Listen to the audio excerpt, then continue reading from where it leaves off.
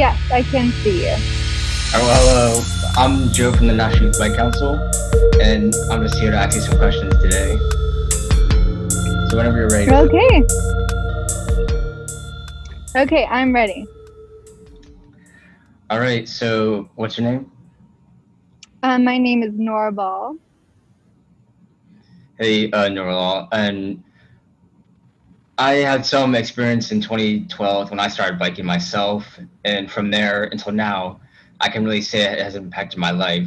So, although I won't go deep into my story of how I started, I would like to know yours. Like, where was your story? How did it begin? Yeah, so my parents taught me how to bike from a very early age. Because it was actually very easy for me to pick up because we scootered all the time, so we already had a good sense of balance. Mhm. But I really started biking like a lot when I would bike to school, to high school. So I biked like every day. And yeah, that's kind of where, and then from then on, like I did bike trips and all that stuff. Yeah. So your parents bought you the bike. Was it a really? Did you like the bike? Do you still have it? Or you like? That bike, I think I gave it to my cousin actually, who's now, Oh, yeah, that. yeah. What? Do you know what type of bike that was? Was that your favorite type of bike? Um, no, so that was like a tricycle. Oh That yeah. was my first bike. But my favorite type of bike definitely would be like a hybrid or I guess a road bike Oh, would yes, be. I like mountain bikes, and that's the first bike I had. I actually had to like build it in one of the programs that I was in 2012. So it was green and yellow. So I just like kind of built it. I rode on some trails. So it's good to know that there's variety of bikes getting out there that people are getting access to. You said you rode a lot of trails, right? Yes, yes. Do you have one specifically that's your favorite? The Silver Comet Trail. I don't know if you know what that is. I'm It not familiar with that. Yeah, so it's this big it's a very long trail that goes from just outside of Atlanta to Alabama. So Atlanta, Georgia to Alabama. But you can ride it for as long as you want to. One that I ride more frequently would definitely be the Stone Mountain Trail. Which is like very easy. It's a much more hilly than the Silver Comet Trail. So, which organization are you from? I am from the Atlanta Students Advocating for Pedestrians. So that's you live around the area, right? So you're active. Yes, yes. All right, that's good to know. What are some actions you would say you take locally in your area then? So, well, a lot. We Not. do, yeah.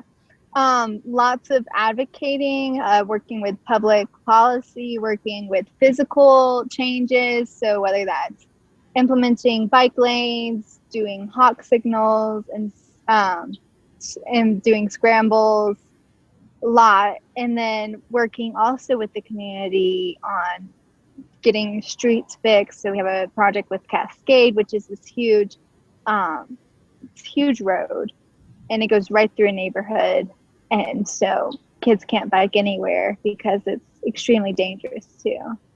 Yeah, and I heard you mentioned. I want to tap on real quick the bicycle lanes. That's like a huge category in itself. When you agree, there's Yes. so much to do on that subject. So I'm glad there's Oh like my gosh. out there like working on it because that's what we actually need. That's the first top priority, I would say. Besides ensuring safety, the next comes where they can actually use to actually ride.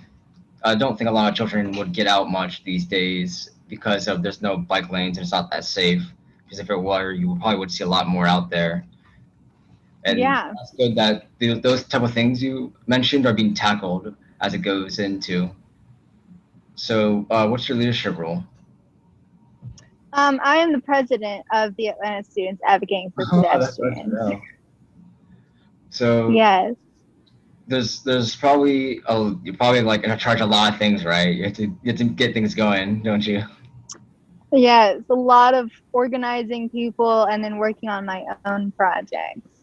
Oh, Definitely. those projects. Do any of those projects include like building up bikes or breaking them down? Um, no, we don't personally teach on that. We have worked with bike shops on teaching that and breaking down and fixing bikes and all that So, jazz. so you would say you're more responsible for like setting up things and making sure that that's like it's not fixing or putting down bikes. It's more so making sure everything is good for the bikes, right?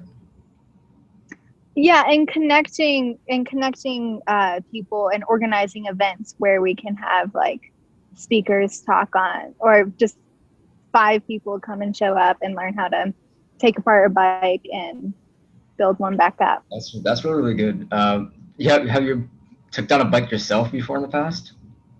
I have never taken down a whole entire bike. I've definitely had to break down like either to fit it in the car or something, take So it somewhere. during that operation, when you say what's the best favorite part about a bike that's easy to fix that to you that you just can just your favorite part to just get really done real quick if anything happens? Uh, honestly, the I brakes to realign the brakes is super easy for me. Um, or the gear chain, that's a simple fix. That's just simple things. Also, tube is not that bad. It can happen pretty fast. You just Yeah, go. Whoop, and whoop. yep, exactly. In and out, that's it. And that's great because from my perspective, just a few minutes ago, you mentioned how your parents got you a bike and it went from there, and from there it's just been rolling and rolling, and now you're president of this organization, somewhat helping youth and doing a lot of things, managing and scheduling things, and it's really great to hear where you have been and where you have become now. So right now, through your view of cycling, when you were back then to now, it really has changed a lot, hasn't it? Yes, it has changed tremendously. I mean, when so it ASAP did not exist a couple of years ago, and I actually helped started ASAP back in my freshman year, and that's really when like cycling came changed from this like form of transportation to this whole world of advocacy, right? Because Yeah, cycling impacts so much, whether it's like health, environment, economy. sure. It's crazy. Yeah. Yeah, when you get to know what biking really is, at first it seems like something to use or to work out with or just for transportation. But when you get into the world of biking, you realize that's just all not about biking. There's everything to it. There's more things to it, and then you happen to meet a lot of good people. Like I get to still be in the council. I get to meet a lot of good people, and I'm just glad to network, socialize, and do a lot of things. And it's really great to see that the community can also help me via that as well, which is why I'm here talking to you today. So I would like to get to know who's in my community and how people are controlling it, and how things are being done, and from how it sounds, it's being done beautifully because it's being led by people like you, which I really like and appreciate. So Thank you. basically, I'm trying to express my feelings because cycling has impacted my life a lot, and by how it sounds, I hope it impacted your life as well. Yes. Yes, it has. I mean, it's basically that's what people know me for now. Well, that's great. Is there anything in cycling that's like cycling related or bike related that you don't have yet that you think should be added? Mostly I actually did a research paper on like how COVID changed cycling. And in terms of my community, as we spoke before, definitely safer, accessible routes to places in Atlanta. In terms of if you're going in that broad of a category, I don't know if that's what the question is asking for specifically, but yeah, All right, well, that's good to hear because stepping off topic for a little bit and walking right into that general direction. I'm pretty sure there was a bike surge this year or last year in 2020. There was a huge bike surge, and people were getting on their bikes and going out, and that really did help because it started off a lot of small local businesses to get right onto it or what they needed, and that's what I've seen last year, and that's pretty nice. That's nice to know that bikes have become more popular, and it seemed like it happened in an instant, and looks like all the hard work is Yeah. now paying off, which is now we're already halfway through this year, which means we're going to be moving to the next year soon. And I'm just wondering what do you think like communities can do now to help move into the next year? In terms of trying to keep this surge of biking and people biking, Yeah, um, definitely because now that we're returning back to life and yeah, vaccines are being distributed, it's definitely like at least in Atlanta, um, like traffic has returned to what it was pre-pandemic, and so really just um, I mean, we can work can uh sorry, there's a lot going on. Work can definitely advertise and biking, not advertise biking, but allow for more bike racks, such, and like to make biking an option. Is what I'm trying to say.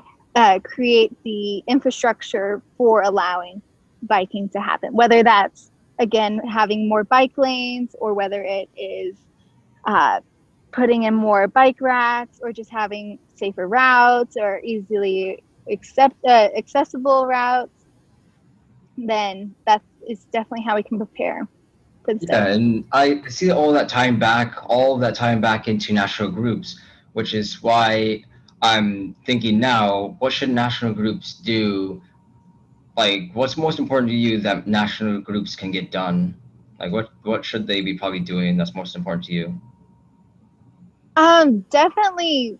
I mean, at least for like in terms of as the president of ASAP, connecting our group to other groups because that is where we get so two heads are better than one, and Yeah. we've learned so much from each other.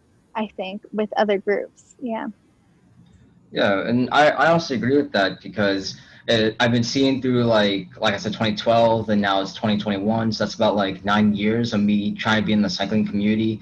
I've seen that putting more heads together can get more done than one group making decisions and then another group making decisions, and we all have the same goal. We all just need to come together and get the same thing done so it can be faster, be more efficient, and everything can work out nice and smoothly. So we're all on one page and one chord, which is really what the goal is, getting on these summer chats so we can talk to everybody, learn about them, and then we all can just come back later and be like, hey, we have this idea, or reach out later on and be like, hey, we have this idea, and then we'll work on it, and we'll also be working on anything that else needs to be needed on.